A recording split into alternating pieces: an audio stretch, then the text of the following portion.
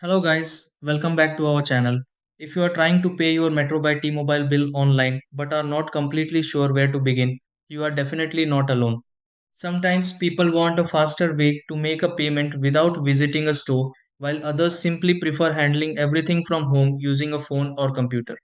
The process may look slightly different depending on whether you sign into an account or make a quick payment, which can leave some users unsure about the next step.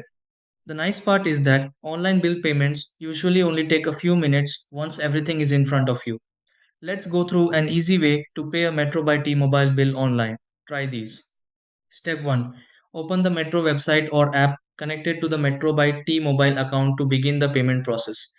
Step 2. Sign into the Metro by T-Mobile account using the phone number and account details.